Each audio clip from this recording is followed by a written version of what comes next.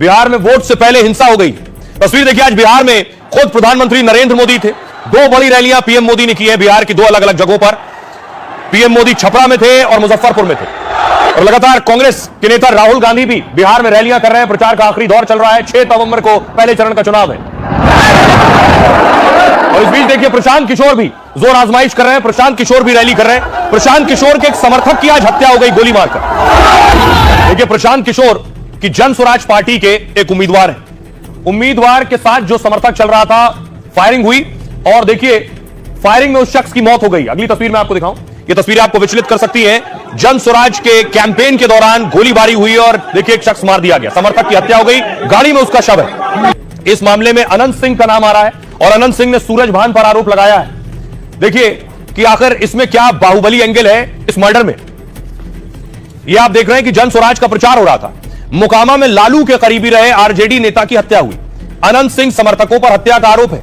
जन स्वराज उम्मीदवार के प्रचार में शामिल हुए थे आरजेडी नेता। जन स्वराज के उम्मीदवार पीयूष प्रियदर्शी के काफिले पर हमला हुआ। आरजेडी नेता दुलार चंद यादव भी इस काफिले में शामिल थे। काफिले पर फायरिंग में गोली दुलार चंद पर लगी।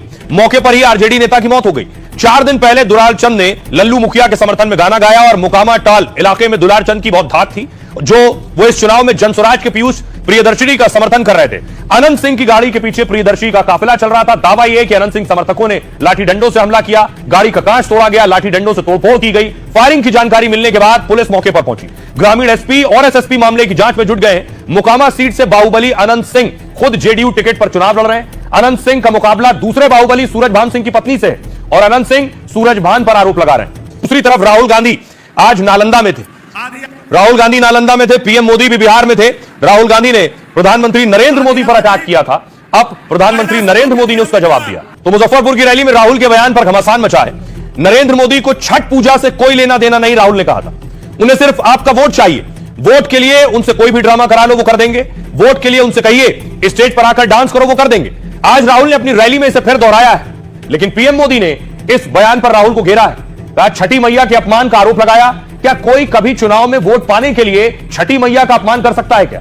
महागठबंधन पर छठी मैया के अपमान का आरोप, ऐसा अपमान हिंदुस्तान सहन करेगा क्या? निर्जला उपवास करने वाली मेरी माताएं बहनें क्या छठी मैया के अपमान को सहन करेंगी? छठ पूजा इनके लिए ड्रामा और नौटंकी है, इनको माताएं बहनें माफ नहीं करेंगी। पीएम के साथ ही गृह मंत्री अमित शाह ने हमला बोला। राहुल ने बिहार आकर छठी मैया का अपमान किया। बिहार के लोग इसका बदला लेंगे। आपके कार्यकर्ताओं ने मोदी जी की माता जी को अपमानित किया और आपने छठी मैया का अपमान किया है। बीजेपी ने चुनाव आयोग से राहुल के बयान की शिकायत की है। तेज प्रताप ने कहा राहुल को छठ के बारे में कुछ नहीं पता। जो आदमी विदेश भाग जाता है उसे छठ की क्या जानकारी होगी? कभी छठ किए नहीं और छठ के बारे में बोल रहे हैं। तो बिहार में 6 तारीख को और 11 नवंबर को वोटिंग है। उसके बाद 14 को रिजल्ट आएगा। लेकिन उससे पहले देखिए सट्टा बाजार चारों तरफ आकलन कर रहा है। क्या कर रहा है सट्टा बाजार? बिहार विधानसभा चुनाव में सट्टा बाजार की भी नजर है। राजस्थान के मशहूर फलोदी सट्टा बाजार में एनडीए को बढ़त है। एनडीए पर 1000 का दांव लगाने पर 2000 तक मिल सकते हैं। मतलब सट्टेबाजों के हिसाब से एनडीए की सरकार बन रही। महागठबंधन को 97 से 100 सीटें मिलने का अनुमान है। एनडीए को 128 से 132 सीटें और यह आंकड़ा 135 से 138 भी जा सकता है। सीएम की रेस में भी नीतीश कुमार आगे चल रहे हैं। नीतीश पर 40 से 45 पैसे का भाव लगाया जा रहा है। मतलब सीएम की रेस में सट्टा बाजार की पसंद नीतीश कुमार है। एनडीए में दूसरा कोई नेता नीतीश को टक्कर देता नहीं नजर आ रहा है।